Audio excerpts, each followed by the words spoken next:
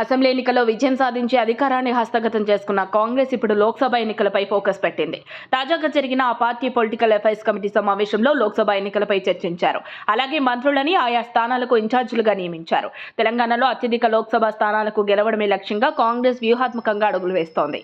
ఈ క్రమంలో లోక్సభ అభ్యర్థులపై ఇప్పుడు చర్చ సాగుతోంది. ఎంపీ సీట్లకు టికెట్ల ఖరారు వ్యవహారం పెద్ద కష్టమేమీ కాదని కాంగ్రెస్ వర్గాలు చెబుతున్నాయి.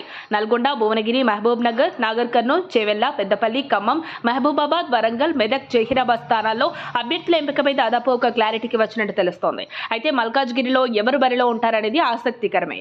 రేవంత్ ప్రాతినిధ్యం వహించిన మల్కాజ్గిరి సీటు కాంగ్రెస్ కి ప్రతిష్టాత్మకంగా మారింది. రేవంత్ సీఎం కావడంతో మల్కాజ్గిరి లోక్సభ ఎంపీ పదవికి రాజీనామా చేశారు. ఈసారి ఈ సీటు గెలవడం కాంగ్రెస్ తో పాటు రేవంత్ కి ప్రతిష్టాత్మకమే.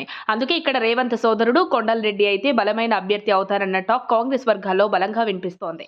కొండలరెడ్డి రాజకీయంగా ఇప్పటికే తానేంటో నిరూపించుకున్నారు. రేవంత్ రాష్ట్ర రాజకీయాల్లో బిజీగా ఉండటంతో కొండల్ బాధ్యతలు రేవంత్ చూసుకున్నారు. కొండలరెడ్డి ప్రజలతో మమేకమయ్యే తీరికి కొడంగల్ ప్రజలు ఇప్పటికే ఫిదా అయ్యారు. తాజా అసెంబ్లీ ఎన్నికల్లో కొడంగల్తో పాటు కామారెడ్డి బాధ్యతలు చూసుకుని రాజకీయంగా తానేంటో నిరూపించుకున్నారు. అలాంటి నేతకు మల్కాజ్గిరి బాధ్యతలు ఇస్తే గెలుపు సునాయాసం అవుతుందని కాంగ్రెస్ శ్రేణులు కోరుతున్నాయి. కానీ కాంగ్రెస్ లో ఇద్దరికి సీట్లు ఇస్తారా అనే సందేహాలు వ్యక్తమవుతున్నాయి. అయితే గత అసెంబ్లీ ఎన్నికల్లో కోమటిరెడ్డి బ్రదర్స్, గడ్డం బ్రదర్స్, ఉత్తమ్ కుమార్ రెడ్డి ఫ్యామిలీ, మైనంపల్లి ఫ్యామిలీకి 2 టికెట్స్ ఇచ్చారు. అంటే సమర్థత ప్రాతిపాదికన 2 సీట్లు ఇవ్వడం కాంగ్రెస్ లో జరిగింది. అదే సమర్థత కొండలరెడ్డి సొంతమని కాంగ్రెస్ శ్రేణులు నమ్ముతున్నాయి.